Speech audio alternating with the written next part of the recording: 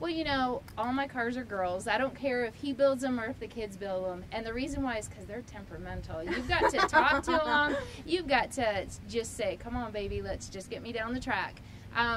What we're going to do is we're going to make some just first cautious test laps. It's what we do with every single car when we put them out into service. We'll make a first few engine only runs, not lighting the afterburner, making sure that she's going to handle properly. And then once we do that, we hit her full afterburner and we let her go. What's her name? Her name is Eagles Fury, baby. She is proud. This is a beautiful car, beautiful. Well, we can't wait to see it.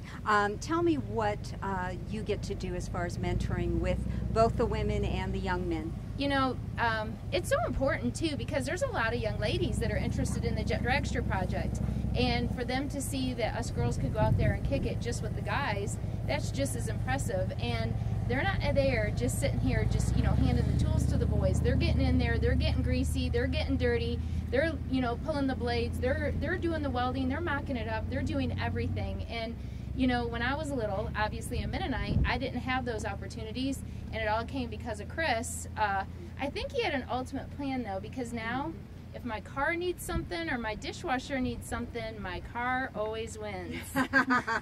And tell me a little bit about your son. He's grown up in racing. What is he doing now? He's 16. When he was a little guy, because I drove, Chris used to put him in a papoose in the front and used to have me go out on the starting line doing burnouts. His name was Sparkplug because we drove piston engine cars. And as he grew up, we tried to get igniter to hit, and it didn't work so much. But he turned 16, and in 2014, my son is going to be my crew chief. And I'm so excited. And what is his real name and nickname? His name is Andrew Larson. No nickname because I'm mom and I'm so weird and I couldn't give him a nickname. You know? Well, thank you so much. This being a Dr. Biodiesel documentary, we're going to be sponsoring a senior project here at Embry-Riddle Aeronautical University, and they're going to actually build a biodiesel reactor. And I know that that is of some interest to you, Chris. Yeah, you know, biodiesel is a fascinating, you know, all the renewable energy stuff is a fascinating area of our industry. And one of the unique things about turbine engines, particularly, you know, these are kind of some old relic engines that we use. Some of these things are, what, 50, 60 years old occasionally. So, and the great thing about those is the simplicity that comes along with that design. I always joke with people and say, you know, we could burn bean burritos in these things if you could ram them through the fuel lines.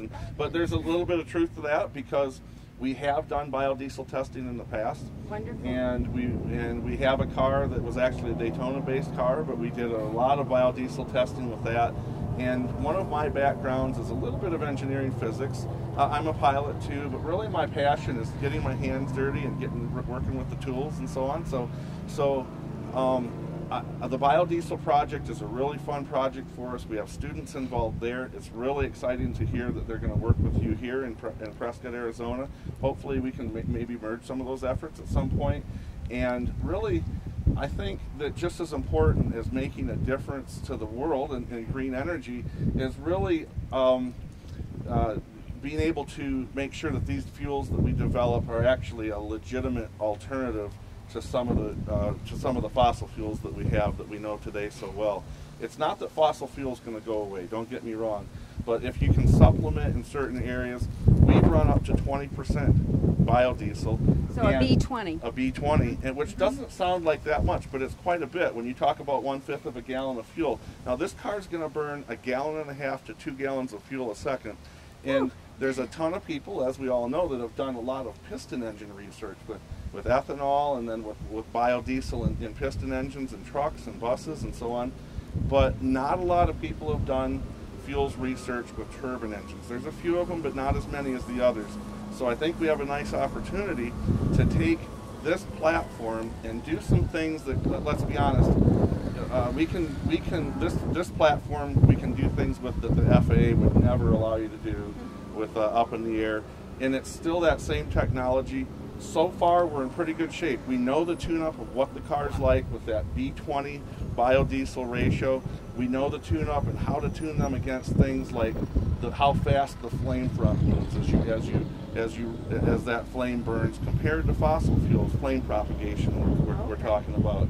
Also, there's some conditions with turbine engines that are very unique to turbine engines. There's one especially, since this is an engine that's literally removed right out of a fighter jet. We have an afterburner, and it's an interesting device, but essentially what it does is it takes the exhaust off the main engine. About 70% of that exhaust has usable oxygen left in it, so we can reintroduce another area of fuel and reburn that area, and that's energy efficiency. Absolutely, that's energy efficiency. The fuel flow is very high, but considering the power that it makes, and we almost tune that like an oxyacetylene torch, so we're tuning the flame in that afterburner, but there's another condition called cyclic vibration. The slang for that is called screech. That has to do with flame propagation. It has to do with finding the perfect fuel mixture, and that's a little bit more difficult than what we're used to. We have no history with biodiesel like we do with fossil fuels. I understand. One of the goals of the senior project is not only to do the transesterification with the biodiesel reactor to create biodiesel out of waste animal vegetable oil, but also to take it to another level and create jet fuel. Absolutely. There's a number of different organizations that are looking at alternatives for jet fuel. We've already seen in other countries where by law there has to be a certain percentage of green fuel mixed or blended with the regular fossil fuels. So this is a great opportunity for us. The aerospace industry uses a huge volume of fuel. Yes. Now, nothing like we see on the roads every day, but as airliners fly over, the fuel consumption is very high. They're very efficient nowadays anyway, but the fuel consumption is real high, so if we can supplement even a small percentage of that fuel with a biofuel, the impact is staggering. It really is. Yeah. And it's almost like compound interest. If you start, that's the most. What did Einstein?